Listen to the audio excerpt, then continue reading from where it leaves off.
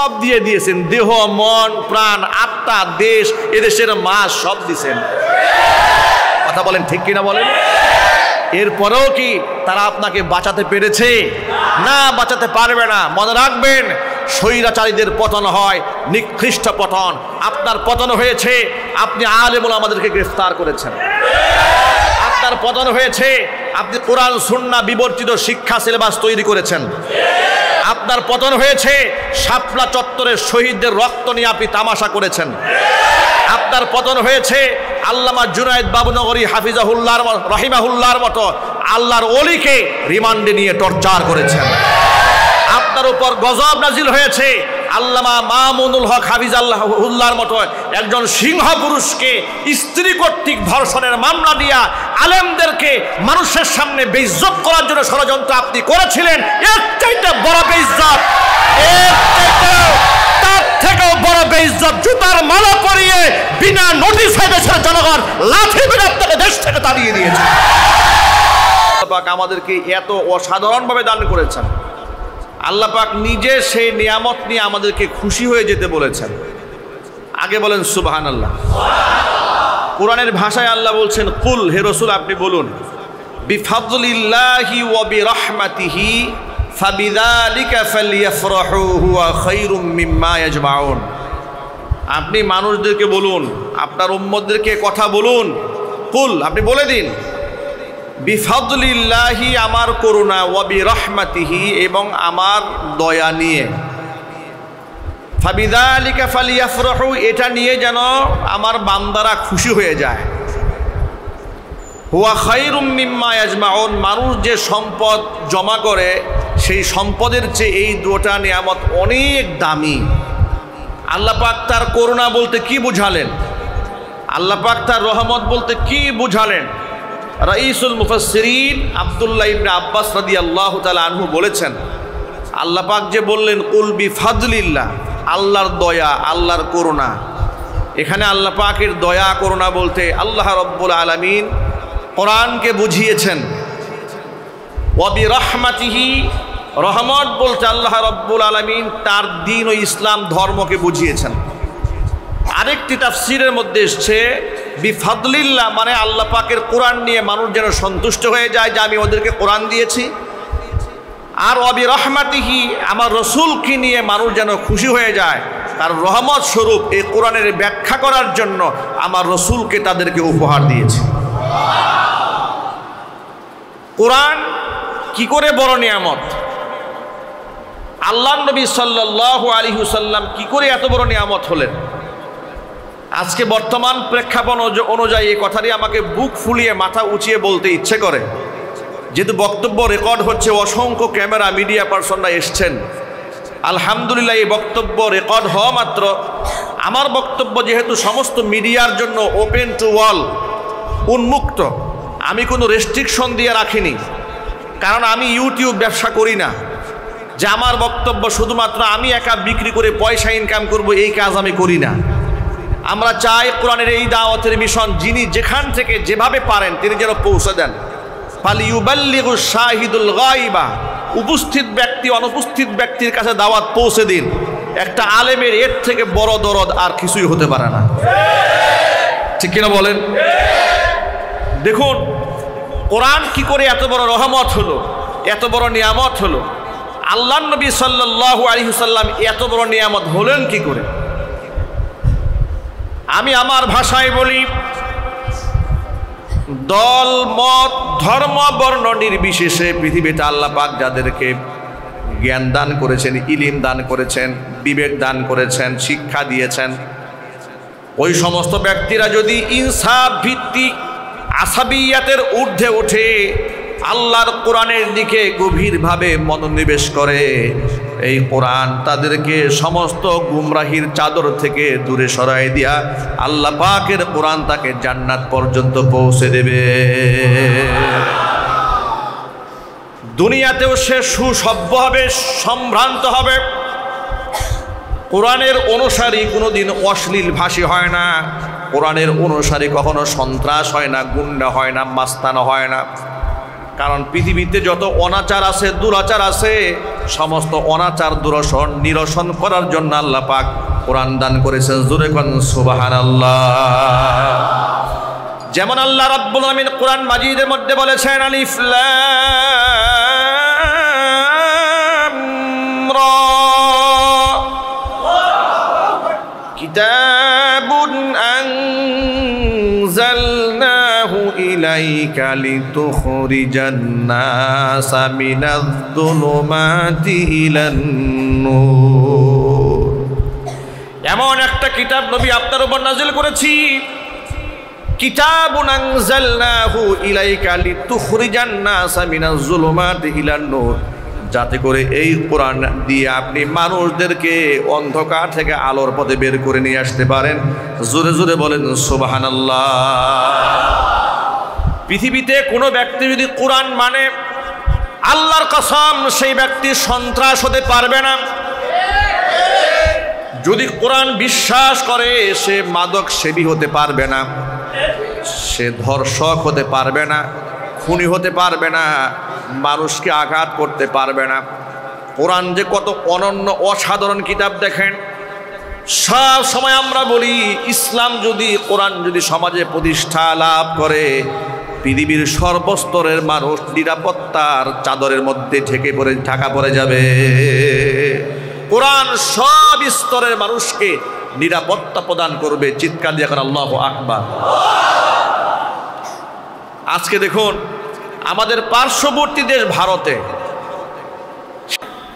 আল্লাহর নবী সাল্লাল্লাহু আলাইহি ওয়াসাল্লামের অবমাননা হয়। কথা বলে না, ঠিক কিনা বলে?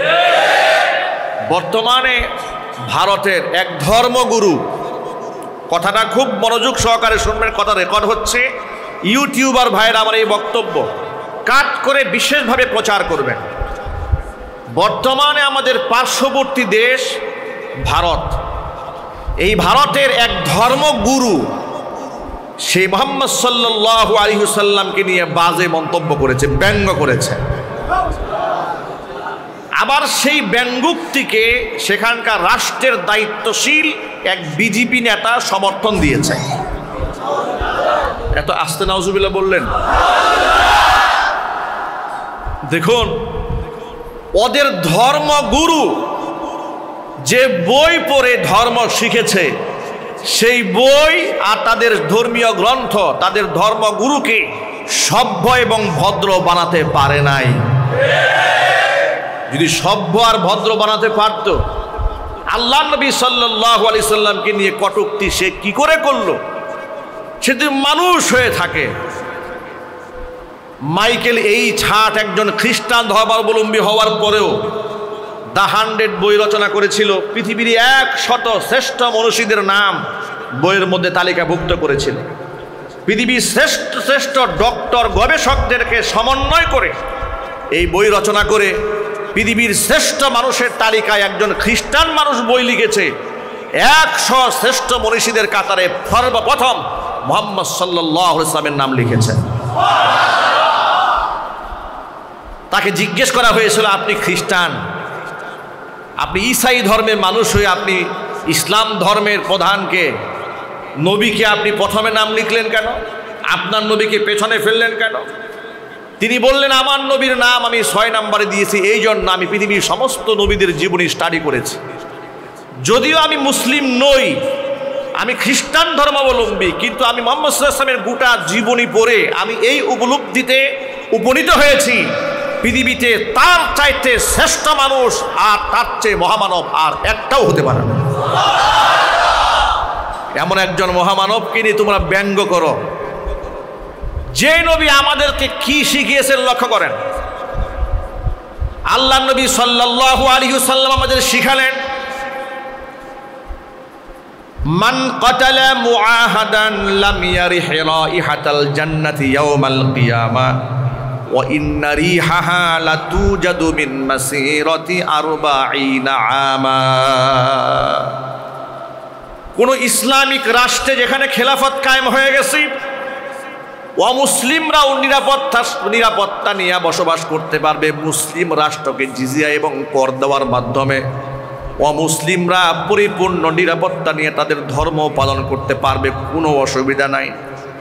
এই ক্ষেত্রে যদি কোনো মুসলমান অন্যায়ভাবে কোনো অমুসলিমকে হত্যা করে, মান কাতালা মুআহাদান, মানে যাদের সাথে মুসলমানদের চুক্তি হয়েছে মুসলিম দেশে থাকবে, নিরাপত্তা নিয়ে থাকবে, মুসলিম হয়ে যদি অমুসলিমকেও হত্যা করে, আল্লাহর হাবিব কি বলেন শোনেন। আপনারা তো হিংসা বিদ্বেষ প্রচার করেন, আমার রাসূল কি বলেছেন দেখেন, আগে বলেন আল্লাহু আকবার। আল্লাহ নবী সাল্লাল্লাহু আলাইহি ওয়াসাল্লাম বলেছেন, মান কাতালা মুআহাদান, মুসলিমদের দেশে নিরাপত্তা নিয়ে বসবাসকারী অমুসলিমদেরকে যদি, অমুসলিম কোনো ব্যক্তিকে যদি কোনো মুসলমান অন্যায়ভাবে হত্যা করে, লাম ইয়ারিহ রাইহাতাল জান্নাহ, ওই মুসলিম কিয়ামতের দিন জান্নাতে যাবে দূরের কথা, জান্নাতের খুশবু পর্যন্ত নাকের মধ্যে ওরা পাবে না। অথচ ইন্না রিহাহা লাতুজাদু মিন মাসিরাতি 40 আমা, অথচ জান্নাতের খুশবু পাওয়া যাবে 40 বছরের দূরত্বের পথ থেকে। 40 বছর সময় লাগবে যে জান্নাতে পৌঁছতে, এত দূর থেকে জান্নাতের খুশবু জান্নাতবাসী নাকের মধ্যে পেতে থাকবে। অমুসলিমকে অন্যায়ভাবে হত্যা করা মুসলমান আল্লাহর জান্নাতে যাবে দূরের কথা, জান্নাতের খুশবু পর্যন্ত নাকের মধ্যে পাবে না। এর চাইতে অসাম্প্রদায়িক কথা, এর চেয়ে সাম্প্রদায়িক সম্প্রীতির কথা, এর চাইতে মহাব্বত আর ভালোবাসার কথা বিশ্ববাসীর জন্য আর কেউ বলতে পারে নাই। আল্লাহু আকবার বলে, আর জোরে কোন আল্লাহু আকবার। এই কথাগুলো মুসলিমরা অন্তরে লালন করে, অন্তরে ধারণ করে বিধায় পৃথিবীর ইতিহাসে মন্দির ভেঙে মসজিদ বানিয়েছে এমন কোনো ইতিহাস আছে? আরো জোরে বলেন। কিন্তু ওদের কাছে এই আদর্শ নাই, এই শিক্ষা না থাকার কারণে ওরা গরু জবাই করার অপরাধে ওরা মানুষ হত্যা করে। আমি অবাক হয়ে যাই, আমাদের দেশে ওদের ভাড়াটিয়া পা চাটা গোলাম বুদ্ধিজীবীরা আমাদেরকে সাম্প্রদায়িক সম্প্রীতির সবক দেন টেলিভিশনে বসে বসে। আমাদের আলেমদেরকে, দাড়ি এবং টুপিওয়ালাদেরকে অসাম্প্রদায়িক চেতনার সবক দেন। কখন দেয় শুনেন, যখন ওদের পূজা আসে, মুসলিমদেরকে পূজায় নেওয়ার জন্য যত প্রকার পলিসি আছে সব অবলম্বন করে। আমরা মুসলিমরা যখন, আলেমরা যখন মুসলিমদেরকে বাধা দেয় যে আপনি মুসলমান, অমুসলিমকে পৃথিবীর যে কোনো কাজে হেল্প করতে পারলেও আপনি তাদের ধর্মীয় কাজে, শিরকের কাজে আপনি মুসলমান হয়ে আপনি সেখানে পার্টিসিপেট করতে পারেন না, অংশগ্রহণ করতে পারেন না, আপনার জন্য সুযোগ নাই। এ কথা বললে ওরা আমাদেরকে বলে এরা হচ্ছে সাম্প্রদায়িক হুজুর, সাম্প্রদায়িকতা ছড়িয়ে দিতে চায়, অসাম্প্রদায়িক চেতনা এরা লালন করে না। আমরা ওদেরকে স্পষ্টভাবে বলি যে তোমরা যে কতটা অসাম্প্রদায়িক আর সাম্প্রদায়িক চেতনা কতটা এই দেশের মধ্যে ছড়াও সে তো আমরা সব সময় দেখতে পাই। তোমাদের অবস্থা তো আমরা সব সময় দেখি। ভারতের পা চাটতে চাটতে তোমাদের জিহ্বা পাতলা হয়ে গেছে। গরু জবাই করার অপরাধে যখন মুসলিমদেরকে হত্যা করে বাংলাদেশের টেলিভিশন টক শোতে বসে জীবনে তোমরা কোনোদিন প্রতিবাদ করো নাই। অন দ্য রেকর্ড এখন এই মুহূর্তে আমি আপনাদেরকে দেখাতে পারবো, দাড়ি ধরে সেখানকার উগ্র হিন্দুত্ববাদী বিজেপি সদস্যরা মুসলিমদেরকে বলছে জয় শ্রীরাম বল, না হয় কল্লা উড়াই দেব। এমনকি মুসলিমদেরকে ধরে ধরে পিটাচ্ছে। এই ঘটনাগুলো ভারতবর্ষে অ্যাভেলেবেল আছে না নাই? আরো জোরে বলেন। এটা নিয়ে বাংলাদেশের ভারতপ্রেমী ওই সমস্ত তথাকথিত কলা বুদ্ধিজীবী শাহবাগী নাস্তিক বেঈমানরা কোনদিন প্রতিবাদ করেছে? চিৎকার দিয়ে বলুন করেছে? যখন ফরিদপুরে বোয়ালমারিতে গত বছর হিন্দুদের পূজা উৎসবে হামলা হয়েছে, মন্দিরে হামলা হয়েছে, এই মিথ্যা প্রপাগান্ডা ছড়িয়ে শ্রমিক দুই ভাইকে, মুসলিমদেরকে অন্যায়ভাবে পিটিয়ে যে হত্যা করা হলো, হিন্দুরা হত্যা করেছে, সেখানকার চেয়ারম্যান জড়িত ছিল।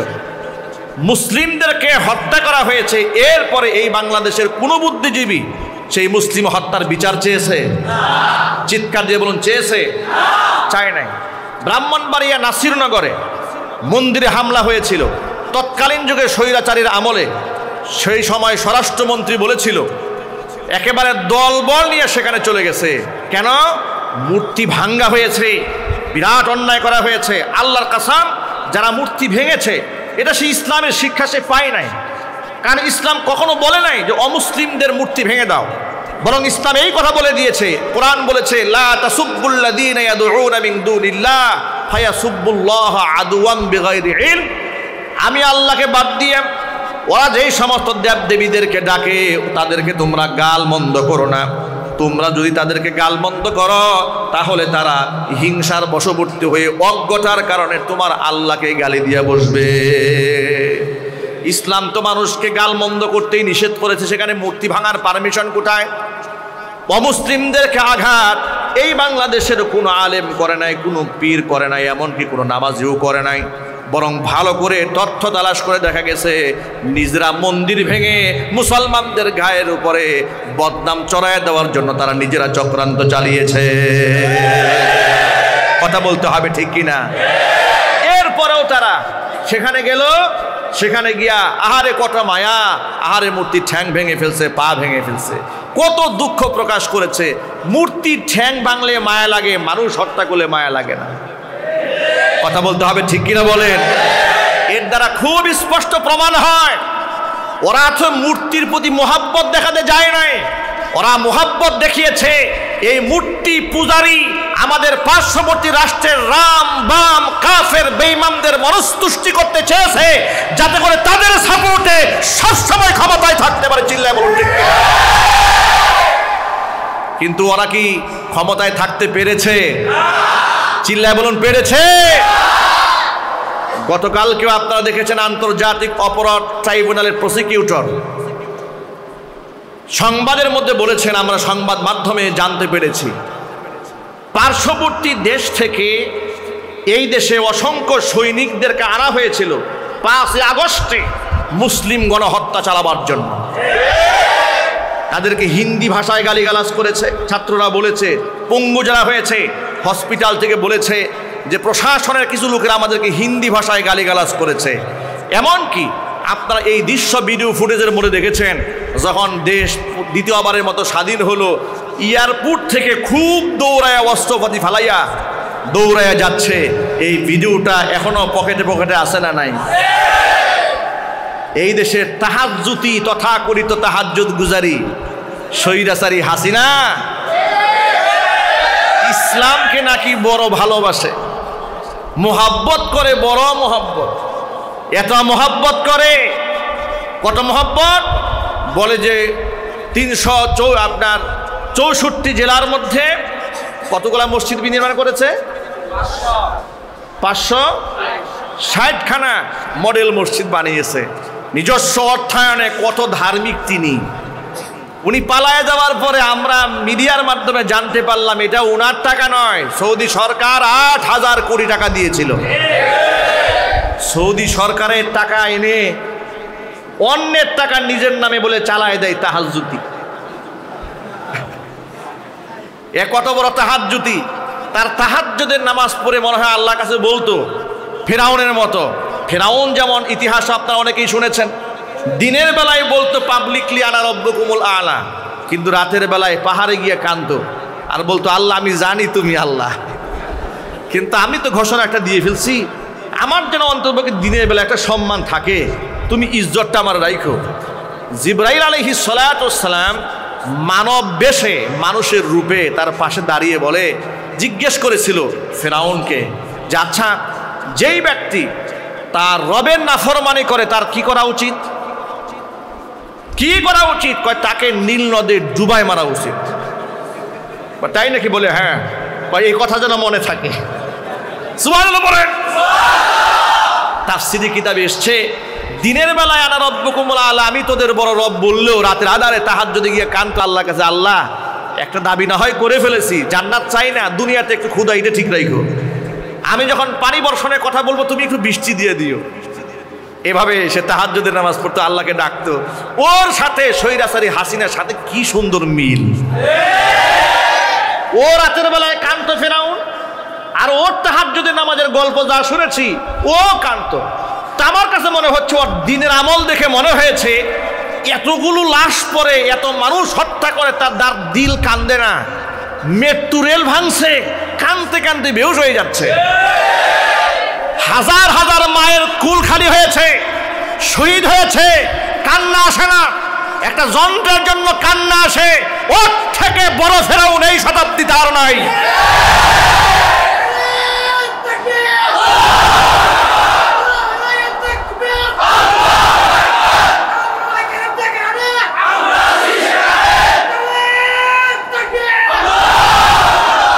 এই স্বৈরাচারীর আমলে রাম বাম নাস্তিক বেঈমানেরা যে আস্ফালন করেছিল বাংলাদেশে, রাষ্ট্র দ্বিতীয়বারের মতো আল্লাহ পাক স্বাধীন করে দিয়েছেন। এই বাংলার মাটিতে আমরা হিন্দুত্ববাদী, এমনকি রাম এবং বাম, নাস্তিক এবং বেঈমান, কোরআন সুন্নাহ বিরোধী কোনো প্রকার কর্মকাণ্ড এই জমিনে আর আমরা কোরআন সুন্নাহ বিরোধী আইন আমল কার্যক্রম এই বাংলাদেশে বাস্তবায়ন হতে দেব না। ইনশাআল্লাহ বলেন, বলেন ইনশাআল্লাহ।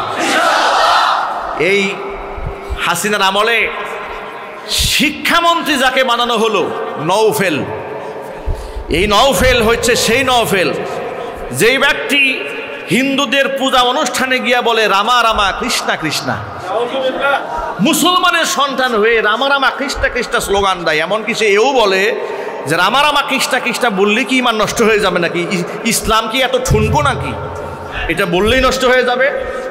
দেখেছেন কত বড় মুফতি আজম পায়খানা করে পানি নেয় না, ফতোয়া দিয়ে বসে আছে, কথা বলতে হবে ঠিক কিনা। এমন একজন ব্যক্তিকে বানানো হলো শিক্ষামন্ত্রী। এরপরে কি হলো, শিক্ষাঙ্গন থেকে ধর্মকে কি করে বাদ দেওয়া যায় পরিকল্পনা আটা হলো। মুসলিমদের হৃদয়ে ঘা দেওয়ার জন্য, ক্ষত বিক্ষত করে দেওয়ার জন্য 90 থেকে 92, 92 থেকে 95% মুসলিম অধ্যুষিত সোনার বাংলাদেশের বাচ্চাদের, প্রাইমারি লেভেলের বাচ্চাদের ক্লাস 3-র বইয়েতে, ধর্ম বইয়েতে লাস্ট পেজে দুর্গার ছবি, প্রতিমার ছবি ঢুকাই দিল। বই ছাপানো হলো 10 লক্ষ। দক্ষিণবঙ্গের সাতক্ষীরা, যশোর এই সমস্ত এলাকায় প্রাইমারি লেভেলে এই বইগুলো বিতরণ করা হলো। প্রাইমারি বাচ্চারা বই হাতে নিয়ে দেখে ইসলাম ধর্ম বই, বইয়ের একদম লাস্ট কভার পেজের মধ্যে দুর্গার ছবি দেওয়া হয়েছে। এখন ধর্মীয় অনুভূতিতে আঘাত আনলো, মুসলিমরা কষ্ট পেল, ক্ষিপ্ত হলো, এই বইগুলা সব ব্যাক করে নেওয়া হলো। জিজ্ঞেস করা হলো এটা কি করে হলো, তারা বলল এটা প্রিন্টিং মিস্টেক হয়েছে, এটা ভুলে ছাপা হয়ে গেছে। ভুলে ছাপা হওয়ার জন্য আর কোনো বই খুঁজে পায় নাই, ধর্মের বই খুঁজে পাইছ। তোমরা মনে করেছো তোমাদের তালবাহান আমরা বুঝি না। এটা হচ্ছে বাংলাদেশে প্রিন্ট কোম্পানিগুলো যেন এতগুলা বই ছাপাতে না পারে, যা সুযোগ সুবিধা দেওয়ার তো ওদেরকে দিয়ে দিয়েছে।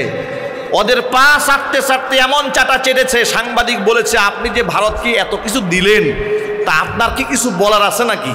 সে বলল আমি ভারতকে যা দিয়েছি ভারত কোনোদিন ভুলতে পারবে না। আসলেই তো ভুলতে পারবে না।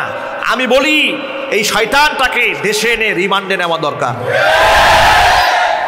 আসলে সে কি কি দিয়েছে এটা একটু বিস্তারিত তার কাছে শোনা দরকার, যে আসলে আপনি এমন কি কি দিয়েছেন যে কোনোদিন ভারত বলতে পারবে না। আপনি তো সব দিয়ে দিয়েছেন, দেহ মন প্রাণ আত্মা দেশ, এদেশের মাস সব দিয়েছেন। কথা বলেন ঠিক কিনা বলেন। এরপরেও কি তারা আপনাকে বাঁচাতে পেরেছে? না, বাঁচাতে পারবে না। মনে রাখবেন স্বৈরাচারীদের পতন হয় নিকৃষ্ট পতন।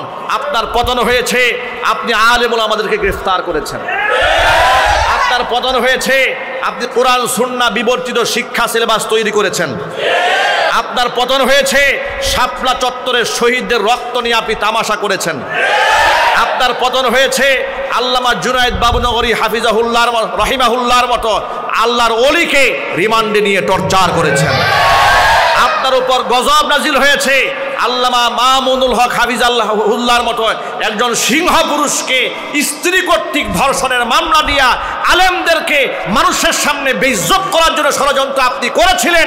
এর চাইতে বড় বেইজ্জত, তার থেকেও বড় বেইজ্জত জুতার মালা পরিয়ে বিনা নোটিশে দেশের জনগণ লাঠি মেরে আপনাকে দেশ থেকে তাড়িয়ে দিয়েছে।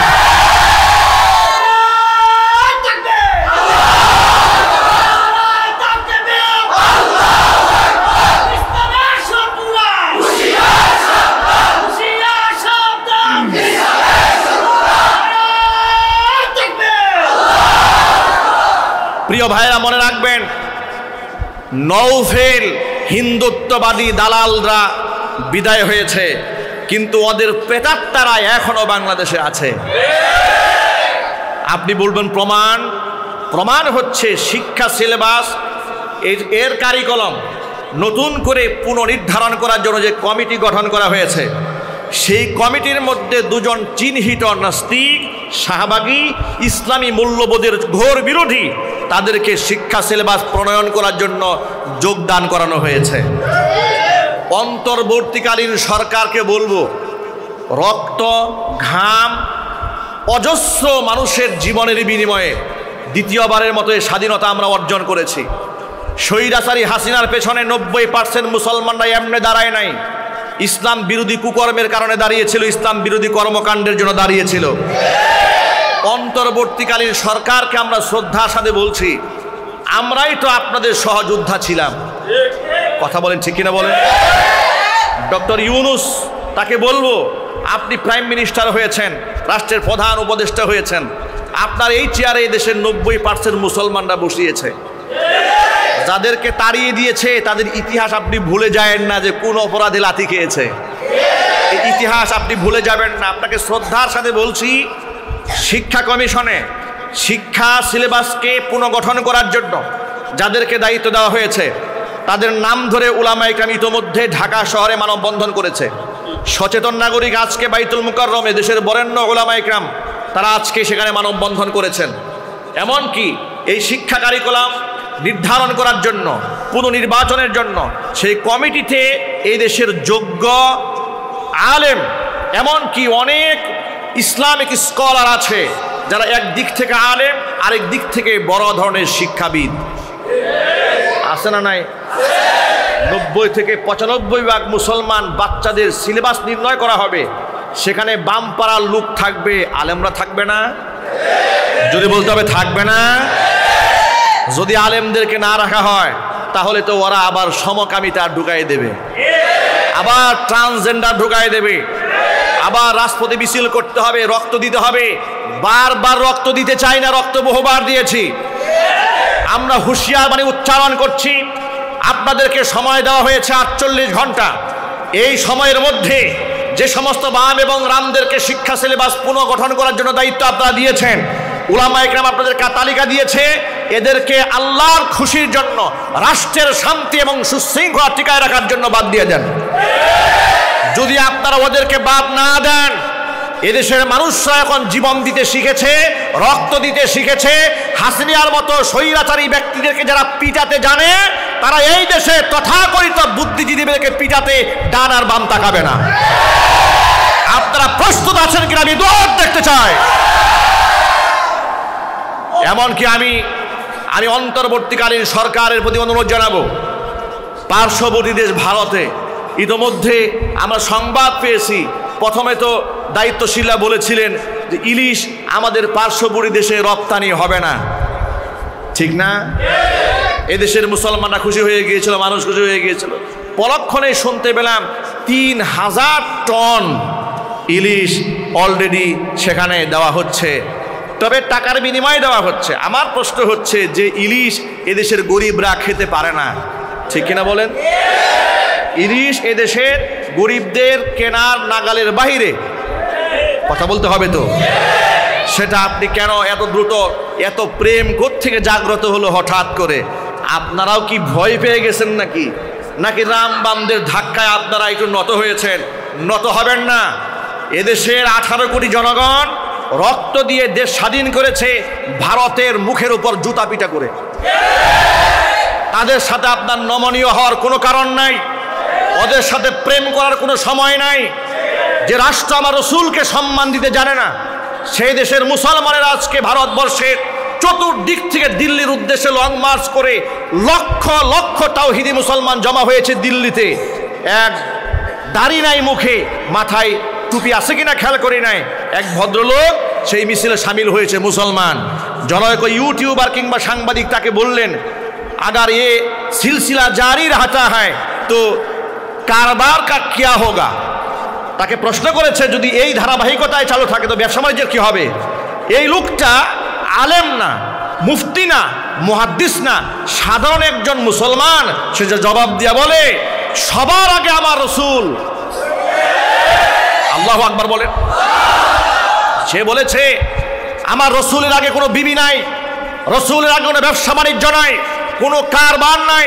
রসুলের সম্মান যদি টিকে না থাকে, আমার কি হবে বিবি দিয়ে, কি হবে ব্যবসা বাণিজ্য দিয়ে, কি হবে রাষ্ট্র দিয়ে? আমি এই যুবকের, এই মুসলিমের কথা শুনে আমার কলিজার মধ্যে ঈমান জাগ্রত হয়েছে। মুসলিমদেরকে বলছি, যতক্ষণ পর্যন্ত ইসলাম এবং মুসলমানদের চূড়ান্ত শত্রু এই তথাকথিত মোদি মুসলমানদের কাছে ক্ষমা না চাবে, আর তা যদি সুষ্ঠু তদন্তের মাধ্যমে বিচার না হয়, গোটা মুসলিম উম্মাহ এই মোদির উপরে থুতু নিক্ষেপ করতে বাধ্য হবে। প্রিয় ভাইয়েরা, যারা আমার রাসূলকে সম্মান দেয় না, ওদের সাথে আগলা পিরিত দেখাবার কোনো দরকার আছে? চিল্লাবো দরকার আছে? সুতরাং অন্তর্বর্তীকালীন সরকারকে বলবো, আপনারা এক বালতি ঘৃণা আর থুতু ভারতের উদ্দেশ্যে নিক্ষেপ করেন। কথা বলেন ঠিক কিনা বলেন? 18 কোটি জনগণ আপনাদের সাথে আছে, ইনশাল্লাহ বলেন। আমার তো বুঝে আসে না, আমার রসুলের বিরুদ্ধে কি করে তারা কটূক্তি করে, এত বাজে কথা বলে। যার চাইতে মহামানব আর আদর্শ মানুষ পৃথিবীতে আর হতে পারে না। সুবহানাল্লাহ কোন? যিনি জীবনে ব্যক্তিগত কোনো কারণে কোনো দিন মানুষের কাছ থেকে প্রতিশোধ গ্রহণ করেন নাই, বরং তার দিলটা ছিল এতটাই প্রশস্ত।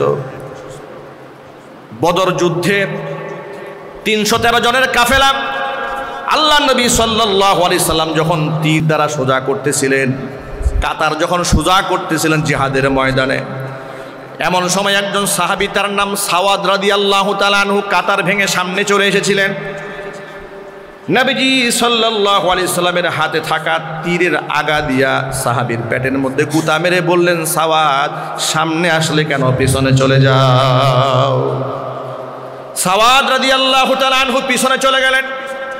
গিয়া বললেন, ইয়া রাসূলুল্লাহ, ইয়া হাবিবাল্লাহ, আপনার হাতির তীর আগা দিয়া আপনি আমার পেটের মধ্যে আঘাত করেছেন, আমি বড় কষ্ট পেয়েছি, আমি এর বদলা নিতে চাই, আমি এর প্রতিশোধ নিতে চাই।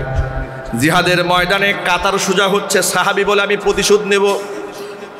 চিন্তা করে দেখেন বিষয়টা, রাহমাতুল লিল আলামিন সাথে সাথে নিজের হাতের থাকা তীরখানা সাহাবীর হাতে ধরাই দিলেন। ধরাই দিয়া বললেন, আমার পেটটা তোমার জন্য উন্মুক্ত করে দিলাম, তুমি প্রতিশোধ গ্রহণ করো।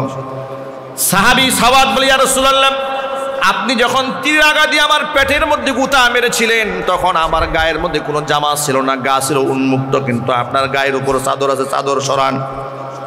নবীজি সাল্লাল্লাহু আলাইহি সাল্লাম নিজের গায়ে থেকে চাদরখানা সরাই দিলেন।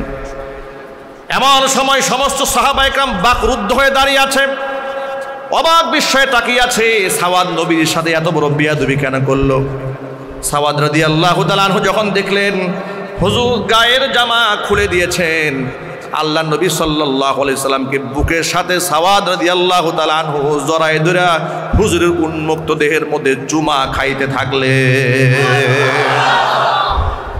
ডেকে বলে, ইয়া রাসূলুল্লাহ, আমি আপনার কাছ থেকে প্রতিশোধ গ্রহণ করব, এটা আপনি চিন্তা করলেন কি করে? ফিদাকা আবি ওয়া উম্মি ইয়া রাসূলুল্লাহ, ও আল্লাহর রাসূল, আপনার জন্য আমার বাবা মার জীবন উৎসর্গ হয়ে যাক, আমি আমার জান কুরবান করার জন্য এসেছি, নবীজি আপনার গায়ে আঘাত করার জন্য আসি নাই। আল্লাহ নবী সাল্লাল্লাহু আলাইহি সাল্লাম বললেন, তাহলে কাজটা কেন করলেন? সাহাবী বললেন, ইয়া রাসূলুল্লাহ, মাত্র 313 জনের কাফেলা, আমরা হলাম নিরস্ত্র, আমাদের প্রতিপক্ষ 1000 সশস্ত্র। জানি না এই জিহাদের ময়দানে আমরা গাজী হইয়া বাড়ি ফিরতে নাকি আমরা শহীদ হইয়া আল্লাহর মেহমান হইয়া দুনিয়া থেকে বিদায় হয়ে যায়। না জানি এটা আমাদের জীবনের শেষ সাক্ষাৎ, দুনিয়া থেকে হয়তো চিরদিনের জন্য বিদায় হয়েও যেতে পারি। এই সুযোগটা গ্রহণ করে নিলাম, আমার নবীজি সাল্লাল্লাহু আলাইহি সাল্লামের পবিত্র দেহ মুবারকের সাথে আমার দেহটা একটু লাগাইয়ে নিলাম। আমার প্রিয় ভাইরা, দুইটা শিক্ষা এখানে আছে। এক নাম্বার শিক্ষা হলো, নবী করিম সাল্লাল্লাহু আলাইহি সাল্লাম কাউকে আঘাত দেন নাই। যদি অযাচিতভাবে অনাকাঙ্ক্ষিতভাবে আঘাত কেউ পেয়েও থাকেন, নবীজি সাল্লাল্লাহু আলাইহি সাল্লাম তার হাতে থেকে আঘাতের বদলা নেওয়ার জন্য তার হাতে তীরখানা নবীজি নিজে উঠায় দিয়েছে। যিনি কাউকে আঘাত দেন নাই, কথা দিয়া আল্লাহ নবী সাল্লাল্লাহু আলাইহি ওয়াসাল্লাম বলেছেন, কথা তো আঘাত দেনই নাই, হুজুর পাক সাল্লাল্লাহু আলাইহি ওয়াসাল্লাম বলেছেন, ওয়াল্লাহি লা ইউমিন, ওয়াল্লাহি লা ইউমিন, ওয়াল্লাহি লা ইউমিন, আল্লাহর কসম ওই ব্যক্তি ইমানদার হতেই পারে না, মাল্লা ইয়ামানু জারুহু বাওয়াইকহু, যার হাতের অনিষ্টতা থেকে এক ভাই নিরাপদ না থাকে। প্রতিবেশী যার অনিষ্টতা থেকে নিরাপদ না থাকে, আল্লাহর কসম করে রাসূল বলেছেন সেই ব্যক্তি মুমিন হতে পারে না। অতএব সাবধান মুসলমান, আমার কথা দিয়ে কাউকে আঘাত দেওয়া যাবে না, অন্যায়ভাবে হাত দিয়ে আঘাত করা যাবে না, গাল মন্দ করা যাবে না। এই শিক্ষা আল্লাহ নবী সাল্লাল্লাহু আলাইহি ওয়াসাল্লাম দিয়েছেন। পৃথিবীর কোনো দার্শনিক, পৃথিবীর কোনো কলামিস্ট, পৃথিবীর কোনো বুদ্ধিজীবী আমি কথা বলতে পারে নাই যতটা দামি কথা বলেছেন মুহাম্মদ রাসূলুল্লাহ সাল্লাল্লাহু আলাইহি ওয়াসাল্লাম। সুতরাং সেই নবীজির বিরুদ্ধে যখন কথা উঠে মুসলমানের কলিজা টুকরা টুকরা হয়ে যায়, আমরা ঘরে বসে থাকতে পারি না, আমাদের দিলটা ভেঙে তো একেবারে টুকরা টুকরা হয়ে যায়, চৌচির হয়ে যায়। সুতরাং যারা আমার রসুলের সাথে প্রকাশ্য দুশ্মনী করবে, আল্লাহর কসম প্রকাশ্যে তাদের সাথে আমাদের দুশ্মনী বাঁধতেও কোনো অসুবিধা নাই। যারা আমার কোরআনের প্রকাশ্য শত্রু, আমি তার প্রকাশ্য শত্রু, কথা বলেন ঠিক কিনা? যারা আমার রসুলের প্রকাশ্য শত্রু, আমি তার প্রকাশ্য শত্রু, আমি তার সাথে আদাওয়াতি করব, দুশ্মনী করব, ঘোষণা দিয়া মাইকে এলান করে কথা বলতে হবে, ঠিক কিনা? সুতরাং মুসলমানেরা, আল্লাহ নবীর শিক্ষা মানুষকে আঘাত দেওয়া নয়, এই শিক্ষা নবী সাল্লাল্লাহু আলাইহি ওয়াসাল্লাম আমাদেরকেই দান করেছেন। কিন্তু আমরা মুসলমান শততে বিভক্ত হয়েছি, আমরা রাসূল পাক সাল্লাল্লাহু আলাইহি ওয়াসাল্লামের আদর্শ থেকে শত সহস্র কিলোমিটার দূরে আমরা চলে গেছি। যার জন্য আমরা দেখতে পাই আজকে এক মুসলমান অপর মুসলমানের হাত থেকে, জবান থেকে, কথা থেকে নিরাপত্তা পায় না, ঠিক না ভাই?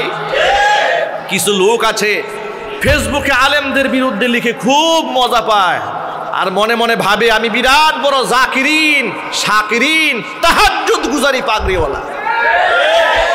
আল্লাহর কসম, যে পাগড়িওয়ালার কলম থেকে আলেমের বিরুদ্ধে লেখা বের হয়েছে, ওই পাগড়ির 4 পয়সা মূল্য ইসলামের কাছে নাই, কোনো মূল্য নাই, কোনো দাম নাই। ওই টুপির দাম নাই, ওই তাহাজ্জুদের মূল্য নাই, ইসলামের কাছে ওই জিকিরের কোনো মূল্য নাই যে জাকিরের মুখ থেকে আলেমের সমালোচনা বের হয়। তুমি শতবার জন্ম নিয়ে শতবার জিকির করলেও আলেমের পায়ের ধুলার সমানও হতে পারবা না। সন্দেহ হয় আপনাদের? সন্দেহ হয়? এটা আমার কথা নয়, নবী করিম সাল্লাল্লাহু আলাইহি ওয়াসাল্লাম বলেছেন, শোনো ভালো করে। আল্লাহ নবী বলেন, ফাদলুল আলিমি আলাল আবিদি কাফাদুলি আলা আদনাকুম। ও সাহাবীরা, তোমাদের মধ্যকার সাহাবীদের মধ্যে সবচাইতে নিম্ন তবকার সাহাবীর উপর আমি নবীর মর্যাদা যেমন, দুনিয়ার সাধারণ আবেদ মুসল্লি যারা, নামাজি পরহেজগার বান্দা যারা, তাদের উপরে আলেমের মর্তবা ঠিক তেমন। সমাজে এমন লোক আছে না আলেমদেরকে দুশ্মন মনে করে? আওয়াজ নাই, আরো জোরে বলতে হবে, আছে না নাই? সময় থাকতে তওবা করো, আল্লাহর কাছে মাপ চাও। আর একটা কথা বলি, হুকুকুল ইবাদ, আলেমদেরকে যারা গালি দিয়েছো বা দিচ্ছ, যাদের মধ্যে এই খাসলাত ঢুকে গেছে, তুমি তো হুকুকুল ইবাদ, বান্দার হককে নষ্ট করেছো। তুমি জানো না, তুমি বান্দার হক নষ্ট করে তুমি যত বড় পীরের মুরিদ হও না কেন, তোমার মুক্তির ফয়সালা ততক্ষণ হবে না যাকে গালি দিয়েছো তিনি তোমাকে যতক্ষণ ক্ষমা না করবেন। এই কথাটা ভালো করে আবার বলছি, তুমি যত বড় ওলিয়ে কামেলের মুরিদ হও না কেন, যত বড় সিলসিলাই তরিকার হও না কেন, তুমি আলেমকে গালি দিয়েছো, তুমি বান্দার হক নষ্ট করেছো, সে আলেম তোমাকে যতক্ষণ ক্ষমা করবে না ততক্ষণ পর্যন্ত তুমি মাফ পাবে না। আলেমদের মধ্যে মাসআলাগত, দ্বীনগত, আদর্শগত কিংবা কোনো বেতে ইখতিলাফ কিংবা দ্বিমত দেখা দিলে তার সমাধান আলেমরা করবে, জাহেলরা এর সমাধান দিতে পারবে না, মূর্খরা এর সমাধান দিতে পারবে না, সমাধান আলেমরা নিজেরাই নিয়ে নেবে। প্রশ্ন হলো, সমাধান তো আলেমে আলেমে করে ফেললো, তো তুমি যে গালিটা দিলা তোমার গালি গেল কই? কথা বলেন। আলেমে আলেমে সমাধান হয়ে গেল, তুমি যে মাঝখান থেকে অজস্র গালি দিয়ে তোমার পাপের পাল্লা ভারী করেছো, সেই পাপ যাবে কোথায় এবার বলো তুমি? মুসলমানের সন্তান হয়ে থাকলে তাহাজ্জুদের নামাজে শুধু কাঁদলে হবে না, যাকে গালি দিয়েছো তার পায়ের জুতা ধরে, তার পায়ে ধরে মাপ চাও, তারা হয়ে তোমার কপালে কালিমা নসিব হবে না, ঈমান তোমার নসিব হবে না, মুক্তি তোমার নসিব হবে না। আমার যুবক ভাইরা, আলেমদেরকে ভালোবাসবেন ইসলামের জন্য, কোরআনের জন্য, আল্লাহর জন্য, কারণ আলেমরাই হচ্ছেন নবীগণের ওয়ারিস। এই সমাজের মধ্যে আলেমরা যদি না থাকতো সমাজে ইসলাম থাকতো না। ইসলাম বিরোধী যত কর্মকাণ্ড হয়, তুমি তো পিছনে থাকো কিন্তু সামনে থাকে আলেমরা। তুমি কয়দিন ইসলামের জন্য জেল খেটেছ? কথা বলে, তুমি বড় বড় কথা বলো, ইসলামের জন্য কয়দিন জেল খেটেছ, কয়দিন জরিমানা গুনেছ, কয়দিন এলাকা থেকে পালিয়ে থাকতে হয়েছে, ইসলামের জন্য, ধর্মের জন্য কয়দিন চাকরি ছেড়েছ? কথা বলেন। যার বিরুদ্ধে কথা বলেছ তার ইতিহাস তালাশ করে দেখো, যার বিরুদ্ধে কথা বলো ইসলামের জন্য তার ইতিহাস তালাশ করে দেখো। তারা জেল খেটেছে, জরিমানা দিয়েছে, রক্ত দিয়েছে, জীবন দিয়েছে, জরিমানা দিয়েছে, সব দিয়েছে, বাতিলের সাথে আতাত করে নাই। কথা বলতে হবে মুসলমান, ঠিক কিনা? সুতরাং এখানে যত মুসল্লিরা আছেন সকলে মিলে আজকে আল্লাহর ঘরে বসে তওবা করবেন। জীবনে কোনোদিন কোনো আলেমের বিরুদ্ধে মন্তব্য নয়, ওয়াদা করতে পারেন? হাত তুলেন, হাত তুলেন, হাত তুলেন। আলেমদের বিরুদ্ধে মন্তব্য নয়, আলেমদেরকে দোয়া করবেন, আলেমদের কাছে দোয়া চাবেন। আলেমরা নবীগণের ওয়ারিস। কার ওয়ারিস? আরো জোরে বলুন, কার ওয়ারিস? হাত নামান। এমনকি আলেমদের নেতৃত্বে চলবেন। বলেন ইনশাআল্লাহ, বলেন না ইনশাআল্লাহ। আলেমদের নেতৃত্বে চললে ইনশাআল্লাহ এদেশের মাটিতে ইসলামের পতাকা পথ পথ করে উড়বে ইনশাআল্লাহ। বলেন আলহামদুলিল্লাহ।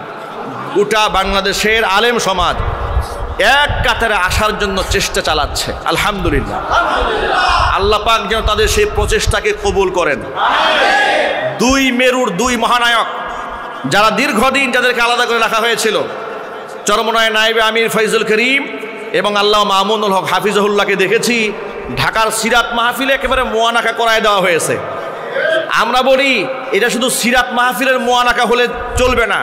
আমরা খুশি হয়েছি সিরাত মাহফিলে যেমন মোয়ানাকা হয়েছে, রাজনীতির মাঠেও মোয়ানাকা থাকতে হবে ইনশাল্লাহ। বলেন দুই মেরুর এই সমস্ত আলেমরা, সর্বদলের আলেমরা, একেবারে জামাত থেকে শুরু করে, ইসলামী আন্দোলন থেকে শুরু করে, খেলাফত থেকে শুরু করে, জমিয়ত থেকে শুরু করে, হেফাজত থেকে শুরু করে, সব দাঁড়িয়ে টুপিওয়ালারা যদি এক হয়ে যেতে পারে, নাস্তিকরা যাবে কোথায়?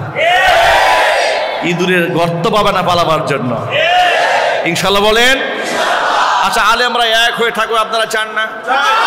জোরে বলুন, চান না? আলেমরা এক হচ্ছে, এক হয়ে যাবে অচিরেই ইনশাআল্লাহ। আগামীর বাংলাদেশ ইসলামের বাংলাদেশ।